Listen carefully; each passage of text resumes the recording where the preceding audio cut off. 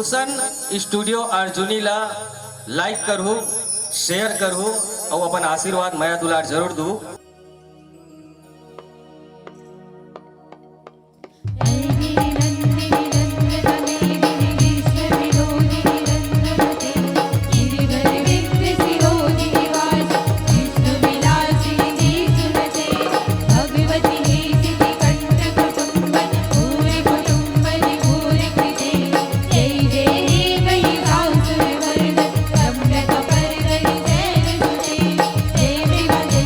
जय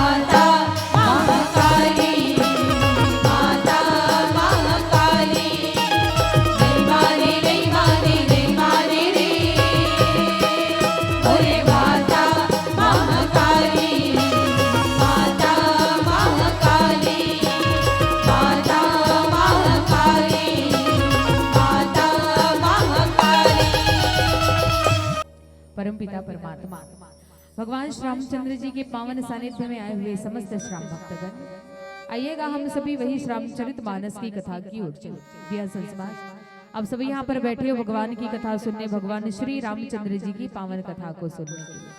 ये वो श्री रामचरित है जिसमें 4 वेद 6 7 18 पुराण 9 व्याकरण 108 उपनिषदों का समावेश है। ये वो श्री रामचरित मानस है।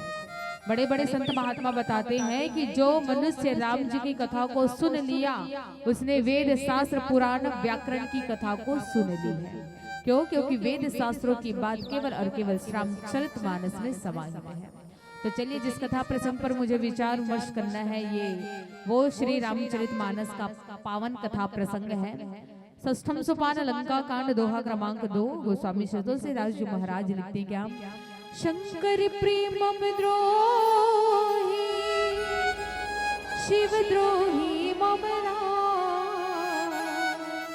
तीन करही कल्प भरी घोर नरक महुआ,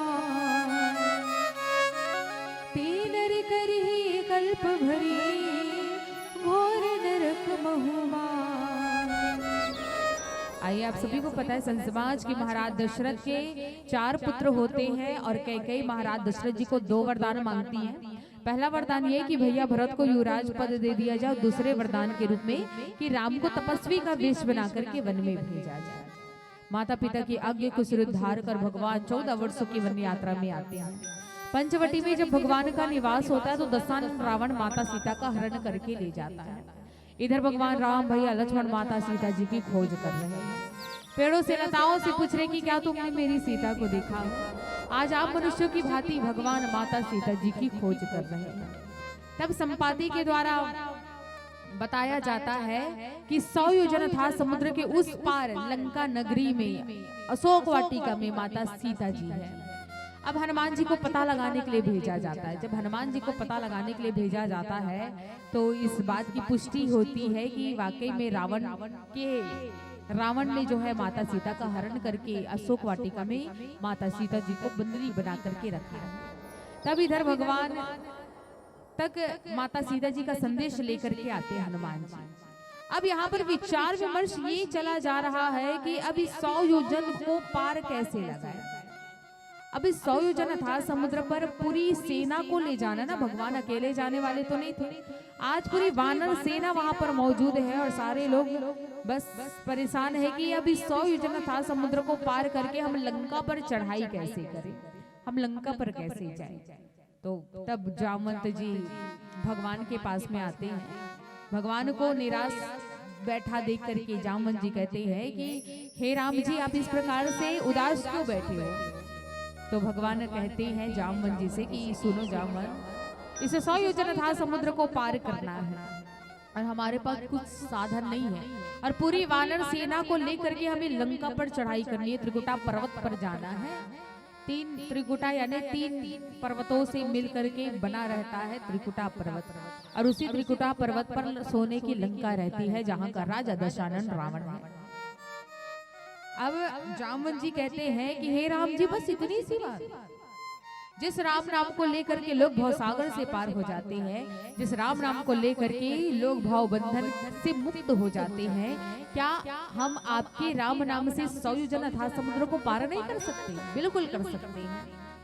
अब जामवंत जी क्या करते हैं, नल और नील 2 भाई रहते हैं, दोनों भाई को बुला करके लाते हैं और नल और नील दोनों भाई से कहते हैं कि सुनो, हम लोगों ने मैंने सुना है कि तुम दोनों जिस भी पत्थर को या जिस भी सामग्री को जल पर फेंकते हो, नदी पर फेंकते हो, तो वो डूबने की बजाय तैरती है। एक बार क्या होता है, नल और नील की बात है, पहले के समय में सारे संत ऋषि मुनि तपस्या करते थे। तो वानर स्वभाव के और वानरों को देखना, आपके घर में कभी चढ़ जाएंगे, कभी आपके बाड़ी में घुस करके आपके फल को खाएंगे, नहीं तो सब्जी को खाएंगे, पूरा सत्यानाश कर देते हैं वानर, परेशान करते हैं। तो वैसे ही वानर का जो स्वभाव होता है वो चंचल होता है। जब सारे संत महात्मा जब ध्यान करते थे, तपस्या करते थे, तो ये वानर उनको परेशान करते थे। कभी उनके कमंडल को ले जा करके पानी में फेंक देते, तो कभी उनके लकड़ी को ले जा करके पानी में फेंक देते। अगर हवन कर रहे तो हवन की सामग्री को ले जा करके पानी में फेंक देते। एक दिन ऐसे ही ऋषि मुनि जो है ध्यान कर रहे थे, तपस्या कर रहे थे। तब ये नल और नील दोनों भाई उस मुनि को परेशान करने लगते हैं।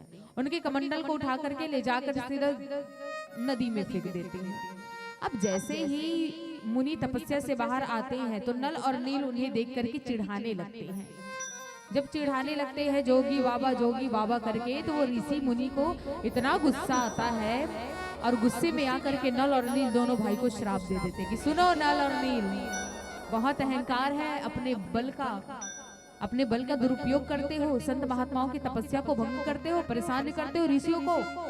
अब मैं तुम्हें श्राप देता हूँ कि जो भी सामग्री यदि तुम जल पर डालोगे या नदी पर फेंकोगे तो वो डूबने के बजाय तैरने लगेगा। तुम्हारे द्वारा फेंकी गई एक भी सामग्री डूबेगी नहीं। अब इस कथा को कौन जानते थे? जामवंत जी। तो जामवंत जी को लगा कि बात बन जाएगी। अजनल और नील के द्वारा पत्थर पर राम नाम लिखा जाएगा और जब यही राम नाम का पत्थर समुद्र पर फेंका जाएगा तो ये डूबने के बजाय तैरने लगेगी। और आइए संसमान समुद्र के किनारे सारे लोग हैं। जामवंत जी जैसे नल और नील को आदेश देते हैं कि दोनों भाई तैयार हो जाओ। सारे वानरों को जब ये पता चलता है कि आज राम सेतु का निर्माण किया जाएगा, सारे लोग बड़े प्रसन्न हैं, जय जय श्री राम कहने लगते हैं। हनुमान जी को जब ये खबर लगती है कि राम सेतु बनाया जाएगा, हनुमान जी खेल ही खेल में एक पर्वत से दूसरे पर्वत में आकर के दूसरे पर्वत में से तीसरे पर्वत में छलांग लगाते और एक बड़े से पत्थर पर, एक बड़े से चट्टान पर जाकर के हनुमान जी खड़े हो जाते हैं। अब जब हनुमान जी खड़े हुए हैं, शरीर को विशाल बनाते हैं, इतना विशाल बनाते हैं कि वो चट्टान जो है उनके पैर के नीचे पत्थर जैसा लग रहा है। जिस प्रकार से हम सामान्य छोटे से पत्थर को हाथ में उठाते ना, वो चट्टान सिर्फ उसी पत्थर के समान लग रहा है। जब आज हनुमान जी ने अपना शरीर विशाल किया, जब शरीर विशाल किया, हनुमान जी एक पैर उठाते जय जय श्री राम कर करके उस चट्टान पे जब पैर मारते ना, वो चट्टान पत्थरों में जाकर के बदल जाता है। और जब छोटे छोटे टुकड़ों में वो पत्थर होते ना, तो सारे वानर जय हनुमान जय श्री राम जय लक्ष्मण कह करके उस पत्थर को उठा करके नल और नील को देने लगते हैं। जब नल और नील को देने लगते हैं पत्थर, तो नल और नील दोनों भाई क्या कर रहे हैं? उस पत्थर पर राम नाम अंकित कर रहे हैं। उस समय तो चौक का जमाना नहीं था, कलम पेन का जमाना नहीं था। नल और नील अपने नाखूनों से उस पत्थर पर राम नाम अंकित कर रहे हैं। वानरों के नाखून में बड़ा ताकत होता है भाई, जब किसी को लग जाए ना तो पूरी खरोच आ जाती है, इतना उनका नाखून होता है। तो पूरे राम नाम को अंकित करने लगे। और जब राम नाम को अंकित करने लगे ना, तो देखो कहते ना, हमारे साथ जो होता है वो अच्छे के लिए होता है। कभी भी आपके साथ बुरा हो तो उसे आप ये मत कहो कि प्रभु आपने हमारे साथ बुरा किया। नहीं, ये भगवान ने पूरा नहीं किया। भगवान आपके हित के लिए जो करना चाहिए वो करते हैं भगवान। नल और नील को श्राप मिला था, लेकिन उनका श्राप कितना आज वरदान के रूप में बदल गया। नल और नील को तो ऋषियों के द्वारा श्राप मिला था कि जो भी सामान तुम फेंकोगे नदी पर वो डूबने के बजाय तैरेगा, लेकिन वही श्राप आज वरदान में बदल गया। इसलिए कहा जाता है कि कभी भी जिंदगी का बुरा दिन नहीं आता, अगर बुरा दिन भी आया है तो वो भगवान की कृपा से है। एक ऐसा समय आएगा जब वही बुरा दिन आपके लिए अच्छे समय में बदल जाएगा। इसलिए जो होता है वो अच्छे के लिए होता है। क्यों कहा जाता है? यही कारण है कि जो होता है वो अच्छे के लिए होता है। और आज उस समय जो हुआ था नल और नील के साथ, वो अच्छे के लिए हुआ था कि आज उनका श्राप जो है वरदान में बदल गया और हर पत्थर पर वो राम नाम अंकित कर रहे हैं। और सारे वानर भालू जो है एक एक पत्थर को उठा करके सीधे नदी पर समुद्र पर जाकर के फेंके जा रहे हैं, लगातार फेंके जा रहे हैं। और आइए संत समाज एक सुंदर सा भजन तत्पश्चात राम सेतु का निर्माण कैसे हो रहा है, एक सुंदर से भजन के पश्चात हम जाने सियावर रामचंद्र की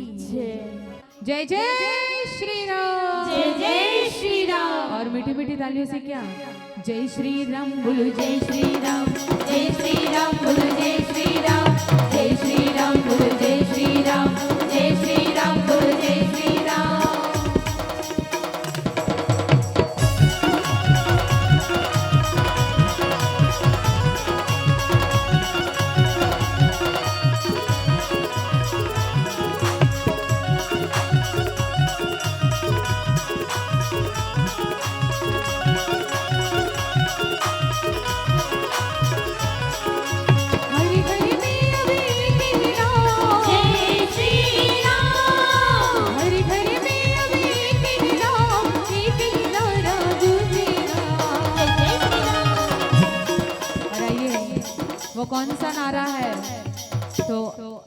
आठा गांव आर वाले मन ने निवेदन है कि हमारे साथ मिलके गाना है।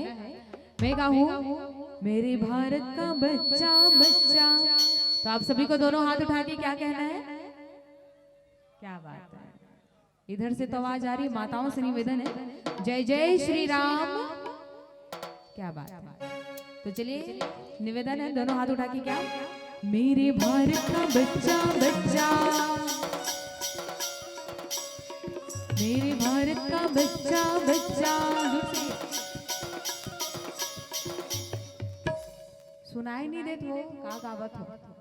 थोड़ा निवेदन है, इतना जोर से गाओ कि कम से कम मोड़ तक आवाज आए, ठीक है? मेरे भारत का बच्चा बच्चा। क्या बात, मेरे भारत का बच्चा बच्चा। और दोनों हाथ उठा ले, क्यों?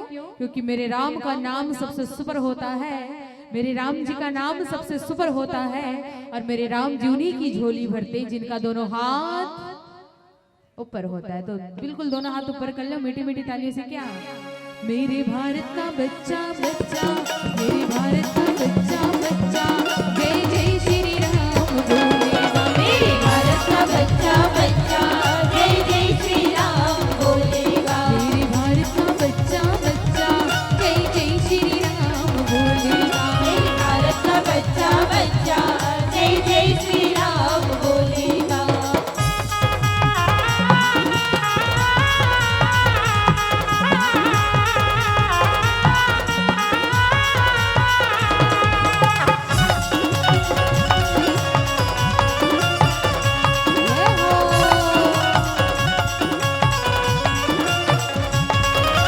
हम हिंदू हैं बब्बर शेर बब्बर शेर बब्बर शेर, बब्बर शेर बब्बर शेर बब्बर शेर बब्बर शेर। हम जिद पर आ जाएं तो हर देंगे हम सबको ढेर। सबको ढेर सबको ढेर सबको ढेर सबको ढेर। जहाँ राम ने जन्म लिया है मंदिर वही बनाएंगे, मंदिर वही बनाएंगे, मंदिर वही बनाएंगे। राम राज्य का भगवान सारे भारत में लहराएंगे। राम राम को दीजिए प्यारा, जय श्री राम। राम राम को दीजिए प्यारा, राम की धुन में डोलेगा। मेरे भारत का बच्चा बच्चा, जोर से। मेरे भारत का बच्चा बच्चा। बोल थो कि नहीं बोलो? बोला तो एक कनी कहू दम लगा के बोलना है। मेरे भारत का बच्चा बच्चा। अब तू मन एकदम चुप्पे रहो दाई हो। चलो भैया हो, मेरे भारत का बच्चा बच्चा। एतिक मन मोला पता है तू मन बोलू, एतिक मन बोला थी कि नहीं तेला देखना है। चलो भैया हो, मोर पिता समान बैठे सियान मन ने निवेदन है, बिल्कुल थोड़ा जोर से बोलना है। मेरे भारत का बच्चा बच्चा। एक कने कहू जोर से बोलो ना, लगना चाहिए ना राम दूत मन बैठे, राम भक्त मन बैठे। मेरे भारत का बच्चा बच्चा। बोला थे गुनगुन गुनगुन करके, फिर बोला थे तब मिलके निवेदन है, साथ में मिलके गावो तो बहुत मजा आई, आनंद आई।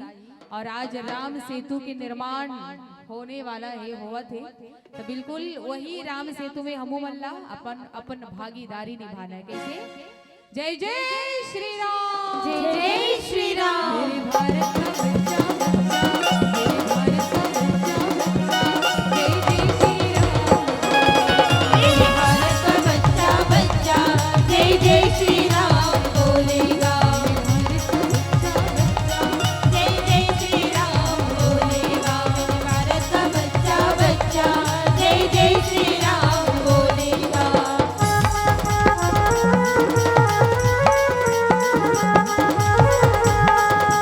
मेरे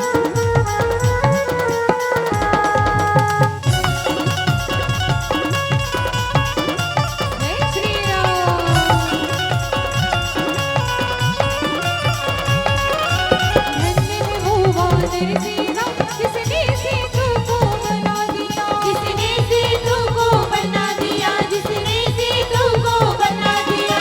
लिख कर राम नाम पत्थर पर पानी में था तेरा दिया, पानी में था तेरा दिया, पानी में था तेरा दिया। जागो हिंदू अब तो जागो, वक्त नहीं है सोने का, वक्त नहीं है सोने का, वक्त नहीं है सोने का।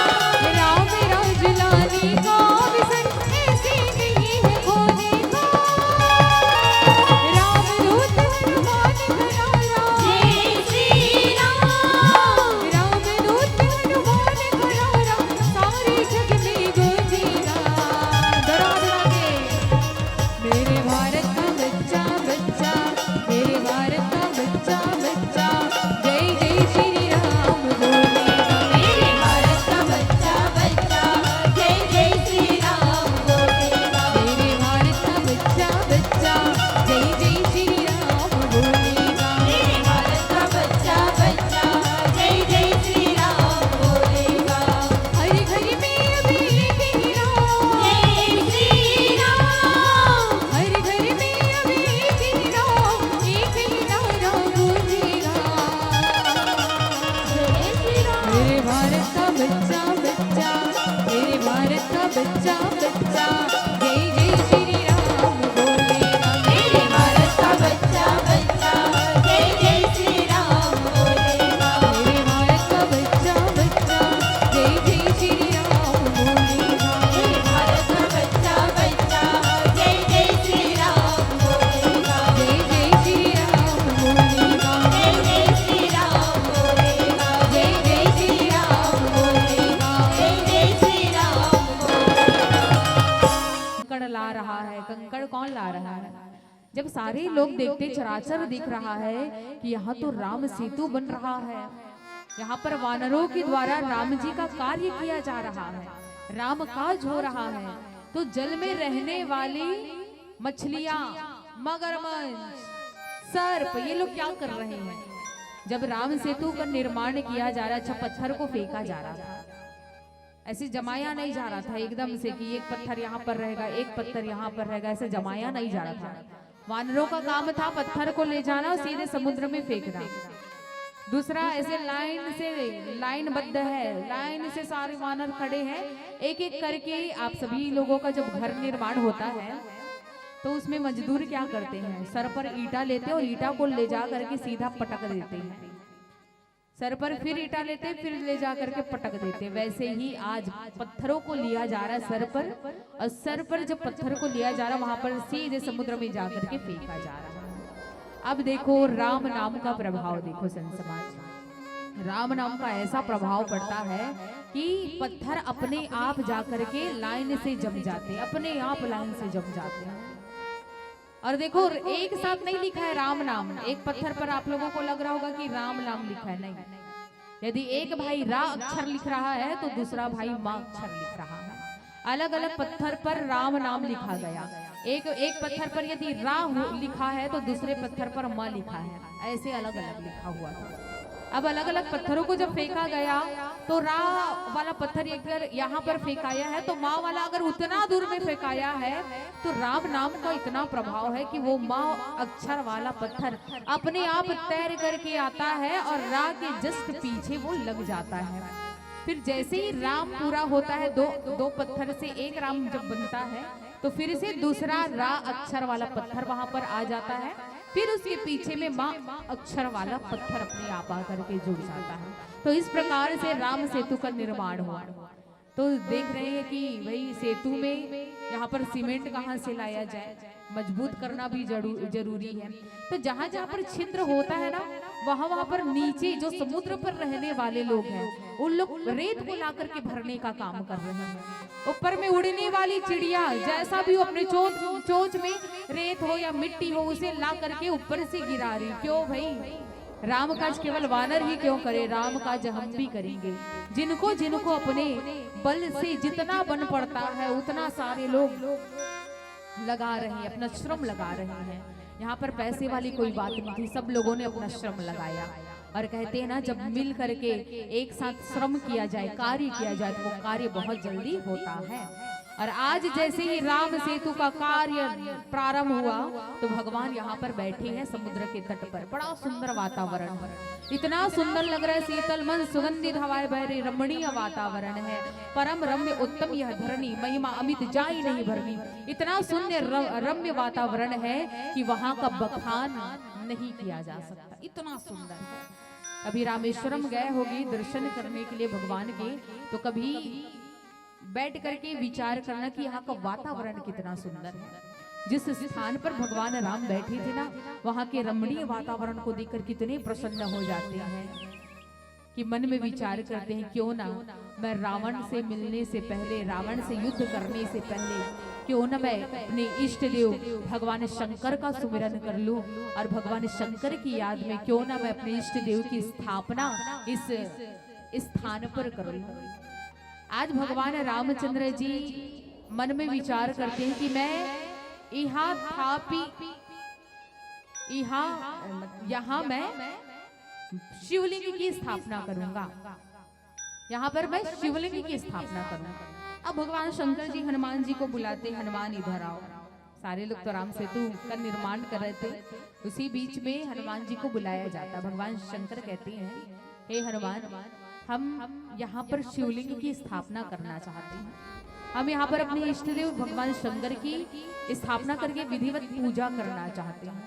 तो तुम थोड़े जंगल में चले जाओ और किसी मूर्तिकार से शिवलिंग बनवा करके ले आओ। अब हनुमान जी चले तो गए शिवलिंग लाने के लिए, लेकिन हनुमान जी को इतनी ज्यादा देर हो जाती, इतनी ज्यादा देर हो जाती है कि भगवान शंकर जी बैठे बैठे वहीं पर ही रेत को उठाते हैं और रेत से पार्थिव शिवलिंग का निर्माण करते हैं। भाई आप जाहिर सी बात है ना, आप किसी को कुछ सामान लेने भेजो हो, जिस समय में आपको उस सामान की बहुत ज्यादा जरूरत है, बहुत ज्यादा जरूरत है, और वो सामने वाला व्यक्ति अगर आपके समय पर नहीं आएगा तो आप स्वयं चले जाओगे, अरे इससे अच्छा होता कि मैं स्वयं जाकर के वो सामान ले आता, कार्य जल्दी होता।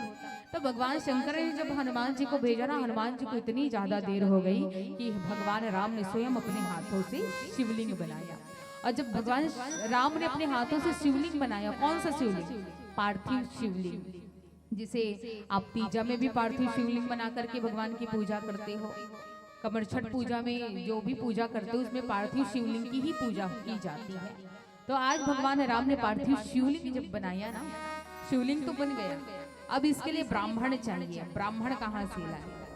तो भगवान राम सुग्रीव और लक्ष्मण को बुलाते हैं और सुग्रीव से कहते हैं, हे वानर राज सुग्रीव, सुनिए, हमें शिवलिंग की विधिवत पूजा करनी है, तो कोई ब्राह्मण लेकर के आओ। अब सुग्रीव जाते हैं घने वन में, श्रेष्ठ मुनियों को बुला करके आते हैं। जैसे श्रेष्ठ मुनियों को बुला करके लाते हैं, पूरे विधिवत लिखे क्या, लिंग थापि विधिवत करी पूजा, शिव समान प्रिय मोहि न दूजा। जब सारे श्रेष्ठ मुनि वहां पर आते हैं तो पूरे विधि विधान से, जिस प्रकार एक हवन होना चाहिए, जिस प्रकार एक पूजा का विधि विधान होता है, उसी विधि विधान से ब्राह्मण जो है मंत्र उच्चारण करता है। भगवान शंकर की स्थापना वहां पर भगवान रामचंद्र जी के द्वारा करवाई जाती है। और जब शिवलिंग की स्थापना होती है ना, अब इसके नामकरण की बारी है। नामकरण से पहले ही भगवान शंकर जैसे भगवान रामचंद्र जी जैसे शिवलिंग को बनाते हैं, कहते हैं कि भगवान शंकर के समान मुझे संसार में कोई प्रिय नहीं है। भगवान शंकर जी मुझे बहुत प्रिय है, इसलिए मैं अपने इष्ट देव की याद में इस शिवलिंग की स्थापना किया हूँ। अब सारे लोगों का ये मन है कि हम इसका नामकरण जाने कि इसका नाम क्या होगा, लोग शिवलिंग को किस नाम से जानेंगे। तो भगवान रामचंद्र जी अब शिवलिंग का नामकरण करने वाले हैं। अच्छा, एक और कथा आती है, यहाँ पर तो रामचरितमानस में श्रेष्ठ मुनियों के द्वारा शिवलिंग की पूजा करवाई गई, शिवलिंग की विधिवत पूजा हुई। लेकिन कई कथाओं में ये लिखा हुआ है कि जब शिवलिंग की स्थापना भगवान के द्वारा होती है, आसपास खोजा जाता है, कोई ब्राह्मण नहीं, कोई भी ब्राह्मण नहीं। भगवान राम जामन जी को बुलाते और कहते हैं कि हे जामन जी, हमें कोई ऐसा ब्राह्मण चाहिए जो शैवस्व हो, जो शिव को मानने वाला हो, शिव का बहुत बड़ा भक्त हूँ, मुझे हमें कोई ऐसा ब्राह्मण चाहिए जो शिवलिंग की स्थापना करे। तब जामवंत जी राम जी से कहते कि ब्राह्मण तो है, हे प्रभु ब्राह्मण तो है, लेकिन दिक्कत ये है कि वो आपका दुश्मन है, वो आपको दुश्मन मानता है। हम बुला तो लेंगे लेकिन वो आएगा कि नहीं इसकी गारंटी नहीं है। भगवान राम कहते हैं कोई बात नहीं, बात करने में क्या है, बात कर लेते हैं। अब वो ब्राह्मण कौन है, बोले रावण, पंडित रावण, जिसे 4 वेद 6 7 18 पुराण 9 व्याकरण 108 उपनिषद मुखाग्र याद है, ऐसा पंडित रावण। जामवंत जी जाते हैं रावण के पास लंका में। जैसे लंका में आते हैं, गुप्तचर बताते हैं कि जामवंत जी आए हैं। रावण कहता है कि आदर पूर्वक लेकर के आओ। जबकि जामवंत कहां से आए थे, रामदूत बन करके आए थे, राम जी का संदेशा लेकर के आए थे। लेकिन जब पता चला रावण को कि जामवंत जी आए हैं, जामवंत जी आए हैं, इतने प्रसन्न हो जाता है रावण। कहते हैं आदर पूर्वक लेकर के आना। और जैसे जामवंत जी आते हैं तो लाइन से सैनिक गण खड़े रहते हैं। अंदर जाने का मार्ग हाथ जोड़ करके ऐसे हाथ जोड़ते हो, इशारा करिए आप इधर जाइए। दूसरा सैनिक अगर वहां पर खड़ा है, बिल्कुल हाथ जोड़ करके आदर भाव से कहता है आप इधर जाइए। ऐसे सैनिकों के इशारों पर जा करके रास्ता को अपना करके जामवंत जी कहाँ पहुंचे, लंका की सभा में, रावण की सभा में। अब जब रावण की सभा में पहुंचे तो रावण अपनी जगह से खड़ा हो गया। कहते हैं प्रणाम जामवंत जी। जामवंत जी से कहते हैं अचानक आपका आगमन कैसे हुआ बताइए। तो जामवंत जी कहते हैं कि हे रावण, राम जी के द्वारा शिवलिंग की स्थापना की गई है और सबसे बड़े यदि शिव भक्त यदि कोई है यहाँ पर तो वो केवल और केवल तुम हो रावण। तुम्हें बड़ा पंडित मानते हैं लोग, बहुत बड़े घराने से भी वो ब्राह्मण जाति के हो और तुम्हारा काम है पूजा करना, हवन करना, यज्ञ करना। तो हम तुम्हें ब्राह्मण के रूप में आमंत्रण देने आए हैं कि आओ हमारे साथ चलो शिवलिंग की स्थापना। रावण कहता है कि शिवलिंग की स्थापना करनी है, मना नहीं कर सकते थे, क्यों, भगवान शंकर का काम करना है।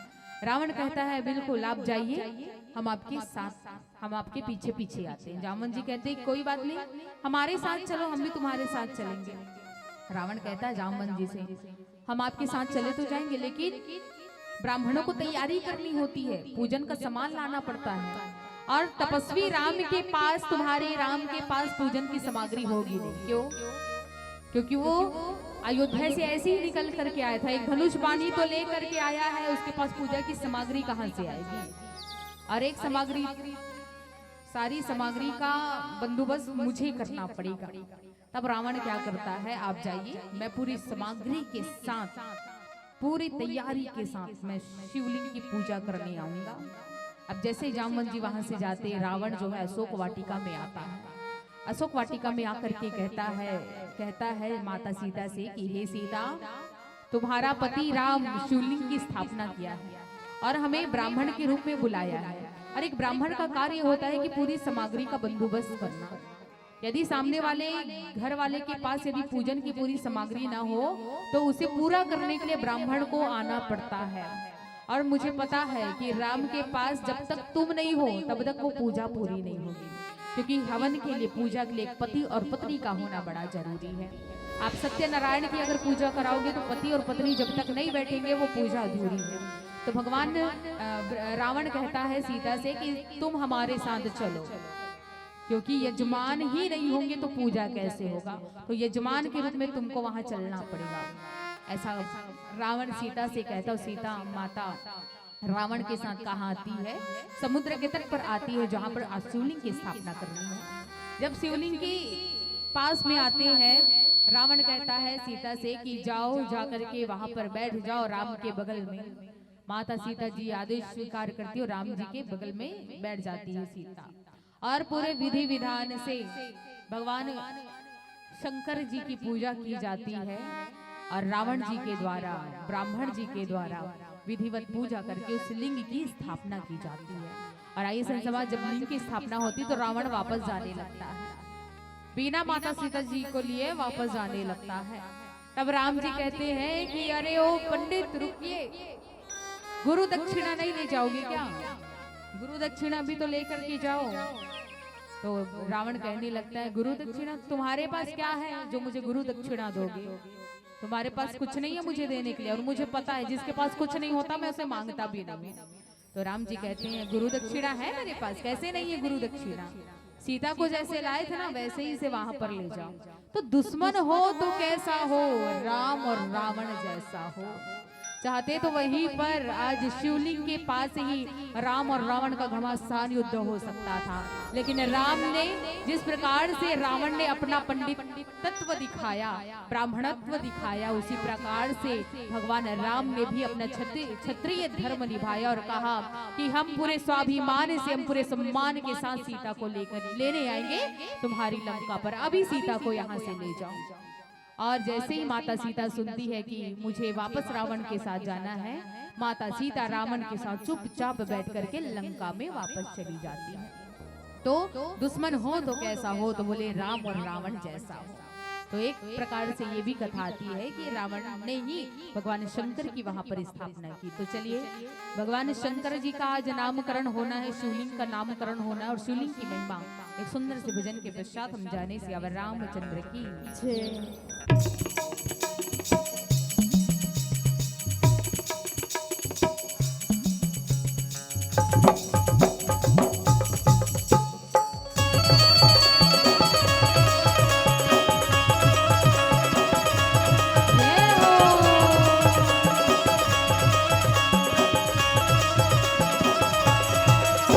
जटाटवी गलज्जल प्रवाह काज दस्तरे गली वलम लंबिता भुजंग तुंग माल डमड डमड डमड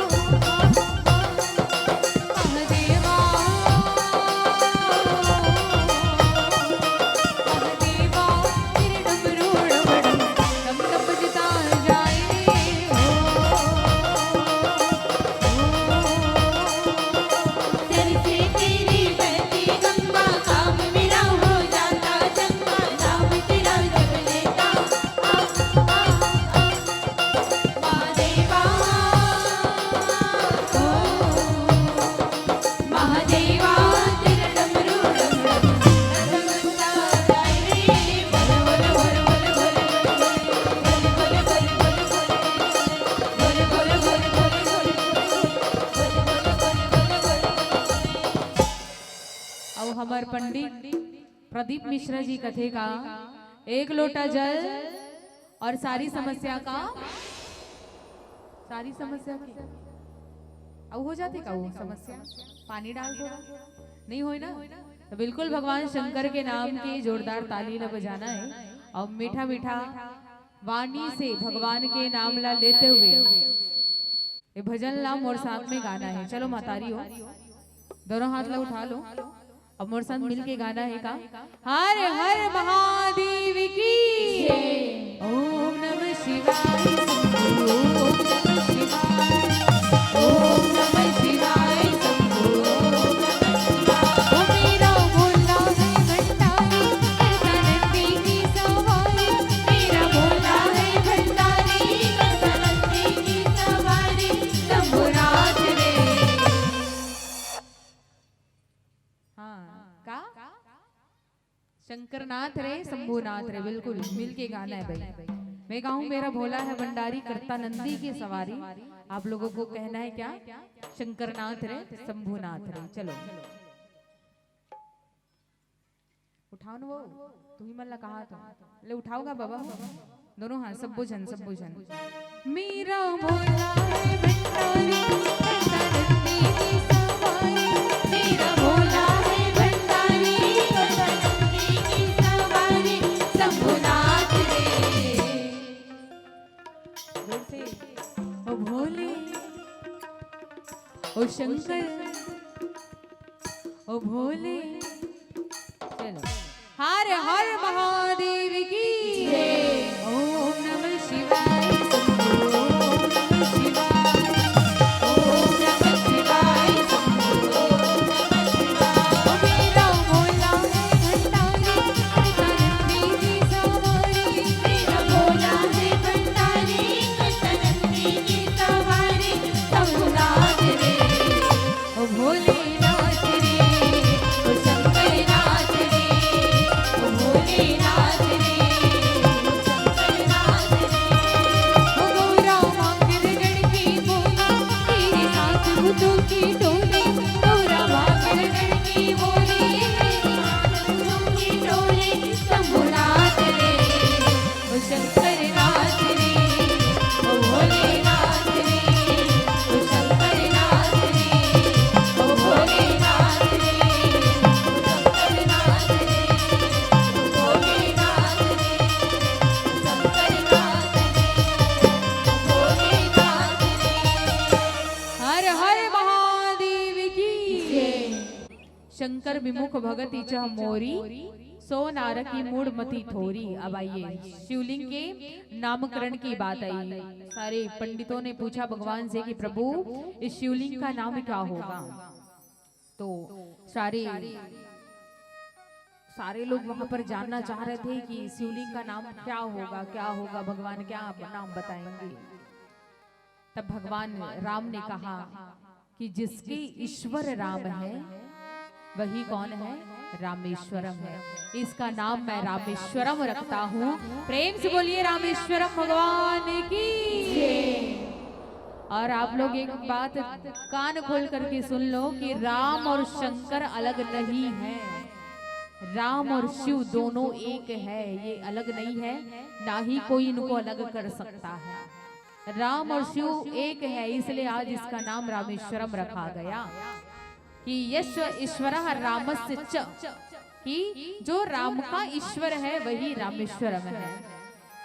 और भगवान शंकर जी से माता पार्वती ने पूछा कि प्रभु आपका क्या अर्थ है रामेश्वरम का। तो बोले जो शंकर का ईश्वर है वही रामेश्वरम है। इधर राम ने कहा कि राम का जो ईश्वर है वही रामेश्वरम है। उधर भगवान शंकर ने कहा कि शंकर का जो ईश्वर है मतलब कौन, राम, इसलिए उसका नाम रामेश्वरम है। लेकिन वहां पर जितने भी वानर समाज खड़ा था उन लोगों ने कहा राम और शंकर जिनके ईश्वर है वही रामेश्वरम है। प्रेम से बोलिए रामेश्वरम भगवान की। इस प्रकार से नामकरण किया गया उस शिवलिंग का। तो राम और शंकर जिसके ईश्वर है, हम सबके ईश्वर कौन है, बोले राम और शिव। और ये राम शिव कोई अलग अलग नहीं है, सिंह समाज राम और शिव दोनों एक है। इसलिए गोस्वामी बाबा जी ने लिखा कि शंकर प्रेमम द्रोही शिव द्रोही ममदास। चलिए शिव मतलब केवल एक तत्व की बात हो रही है, लेकिन शंकर यानी पूरे परिवार की बात हो रही है।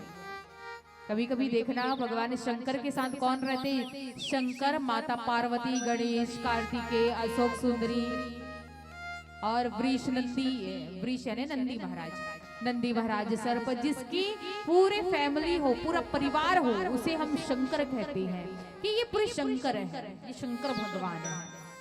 लेकिन शिव का तात्पर्य जीव तत्व से, आत्म तत्व से है। हमारे अंदर जो आत्मा है ना, यही कौन है, बोली शिव है। इसी आत्म तत्व का नाम शिव है और इस जीव तत्व का नाम शंकर है। जीव तत्व यानी 5 चीजों से मिलकर के बना है, छित जल पावक गगन समीरा, पंच रचित यह अधम शरीर। ये 5 तत्व से मिलकर के ये हमारा शरीर बना है। इस शरीर का नाम क्या है, बोले शंकर है। लेकिन इस शरीर के अंदर जो आत्मा बसी है ना, इसी आत्म तत्व का नाम शिव है। तो शिव हमेशा एक अकेला होता है।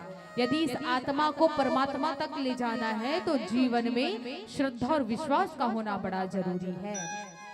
तो शिव भक्त के लिए क्या चाहिए, राम भक्ति, और राम भक्त के लिए क्या चाहिए, बोली शिव भक्ति। तो जो भगवान शंकर से प्रेम करके राम से द्रोह करता है और राम जी से प्रेम करके जो शंकर से द्रोह करता है, वो घोर नरक कल्प में वास करता है। कल्प, कल्प किसे कहते हैं, 4 युग मिल करके एक कल्प बनता है। सतयुग, त्रेता युग, द्वापर युग, कलयुग। जब ये चारों युग निकलते तब जाकर के एक कल्प बनता है। तो जो भगवान शंकर से प्रेम करके राम से द्रोह करेगा और राम से प्रेम करके जो शंकर जी से द्रोह करता है, वो घोर नरक कल्प में वास करता है, घोर नरक में जाता है, दुख भोगेगा, यम के द्वार जाएगा। इसलिए आप सभी से बस एक ही प्रार्थना है, राम जी के मंदिर में जय शिव शंकर कहो और शिव जी के मंदिर में जय जय श्री राम कहो।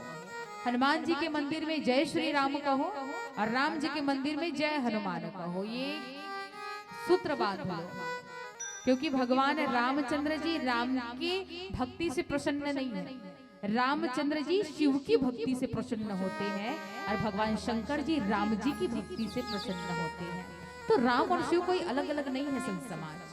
और राम कौन है, बोले ज्ञान है। माता सीता कौन है, भक्ति है। और आज रावण को भगवान राम आज 100 योजना था समुद्र को पार करके लंका पर चढ़ाई करके किसको पाने के लिए जा रहे, बोले माता सीता को पाने के लिए जा रहे हैं। और माता सीता जी को अध्यात्म में भक्ति कहा गया है और राम जी को वैराग्य कहा गया है। तो राम जी को अगर भक्ति पानी है, भक्ति पानी है, सीता जी को पाना है, तो सबसे पहले विश्वास होना बड़ा जरूरी। विश्वास कौन है, बोले भगवान शंकर है। इसलिए भगवान राम ने आज सीता को पाने से पहले भगवान शंकर की पूजा की। तो ज्ञान और भक्ति पाना है तो जीवन में श्रद्धा और विश्वास का होना बड़ा जरूरी है। श्रद्धा विश्वास रूपिणा, श्रद्धा और विश्वास का होना बड़ा जरूरी है एक मनुष्य के जीवन में। और आज भगवान राम ने उसी शिवलिंग की स्थापना करके विश्वास को जीता। और जब विश्वास को जीता ना, तब लंका पर चढ़ाई करके वो माता सीता अर्थात भक्ति को पाने के लिए गए। ये केवल एक ही कथा नहीं है जहाँ पर विश्वास की पूजा की गई। धनुष यज्ञ की कथा आप सभी सुने होंगे। जनक जी महाराज के सभा में शिव धनुष रखा होता है।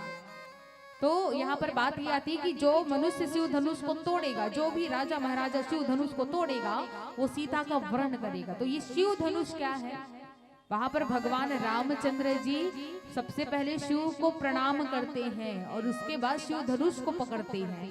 और शिव धनुष पर जब प्रत्यंछा लगाते हैं तो वो धनुष अपने आप टूट जाता। भगवान को तोड़ने की आवश्यकता नहीं पड़ती, वो धनुष अपने आप टूट गया। तो सबसे पहले भगवान राम ने सीता का वर्ण करने से पहले विश्वास की पूजा की, भगवान शंकर जी को अपने हृदय में बसाया, तब जाकर के सीता के गले पर वरमाला डाला। और यहाँ पर एक बात ये भी है कि माता सीता भी राम को पाने के लिए श्रद्धा की उपासना करती। श्रद्धा कौन है, बोले माता पार्वती जी। माता सीता जी पुष्प वाटिका में जाती गौरी पूजन के लिए, तो माता सीता जी भी पहले श्रद्धा की पूजा करती है, अर्थात पहले श्रद्धा और विश्वास की पूजा करती, तब जाकर के राम जी उनको पति के रूप में मिलते हैं। तो ज्ञान और भक्ति के बीच में श्रद्धा और विश्वास का होना जरूरी है। कहने का मतलब ये है कि शिव और राम अलग नहीं है, शिव और राम एक है। अब तेनर कर ही शंकर प्रीमम द्रोही। अब द्रोही की बात है तो रामचरितमानस में 3 ऐसे द्रोही है जिन लोगों ने राम से द्रोह किया और शंकर जी से द्रोह किया। सबसे पहला द्रोही है कौन? दक्ष। महाराज दक्ष कौन है? सीता जी सती जी के पिताजी है महाराज दक्ष। राम से पूछना दक्ष चतुर है। तो 3 द्रोही हुए। पहला है महाराज दक्ष जो विष्णु भक्त तो थे, विष्णु जी की बहुत पूजा करते थे, लेकिन वो शंकर जी के द्रोही बने, इसलिए बड़ा कठिन दंड मिला महाराज दक्ष को। विष्णु जी की वो पूजा बहुत करते थे, विष्णु भक्त थे, लेकिन वो शंकर जी से द्रोह कर बैठे। दूसरा कौन है? बोले रावण। रावण कौन था? शिव भक्त था, लेकिन विष्णु जी से वो द्रोह कर बैठा, अर्थात राम जी से वो द्रोह कर बैठा। और तीसरा है उत्तरकांड में काकभुसुंडी जी महाराज। अरे काकभुसुंडी जी महाराज की एक कथा आती उत्तरकांड में, कोई मंडली होगी तो बिल्कुल प्रसंग सुनना, बहुत सुंदर प्रसंग है वो भी।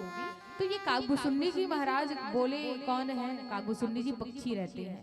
एक समय ऐसा आता है कि कुछ कारणवश भूकंप आ जाता है तो वो संतों के साथ में निवास करते हैं। जब संतों के साथ में निवास करते हैं तो वो शंकर जी की उपासना करते थे, मतलब वो शैव भक्त थे, शिव जी की भक्त थे, लेकिन वो विष्णु जी से द्रोह करते थे। तो मानस में ऐसे 3 द्रोही हुए। और याद रखना, जो शंकर से प्रेम करके राम से द्रोह करेगा और राम से प्रेम करके जो शंकर जी से द्रोह करेगा उसकी दुर्गति होती है, वो संसार में जीने के काबिल नहीं होता है। क्योंकि ये वही रावण है, जब राम से द्रोह करके शंकर से जब प्रेम किया ना तो रावण की अंत में दुर्गति हुई।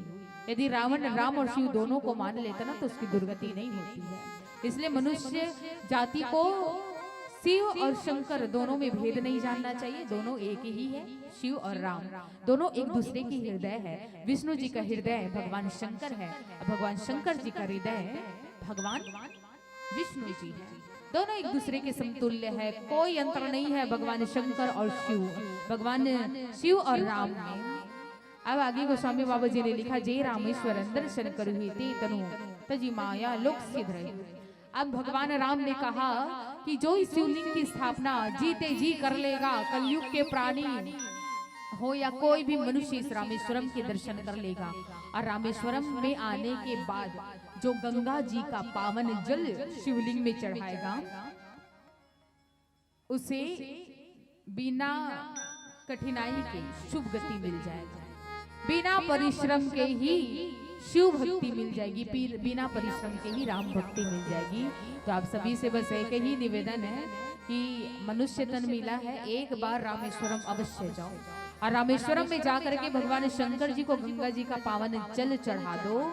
आपको जीते जी इसी कलयुग में भगवान की भक्ति मिल जाएगी, राम जी की भक्ति मिल जाएगी। ये मैं नहीं बोल रही हूँ, ये लिखा है रामचरितमानस में कि जो मनुष्य गंगा जी का पावन जल शिव जी को अर्पण करेगा उसे मोक्ष की प्राप्ति हो जाएगी, उसे शुभ गति मिल जाएगी।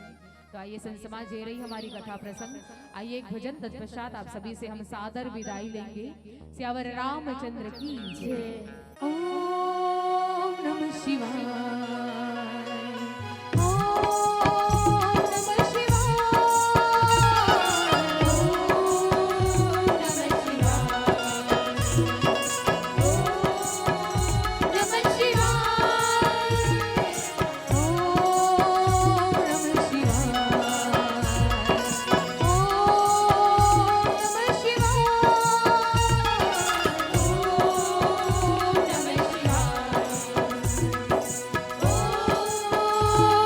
Shiva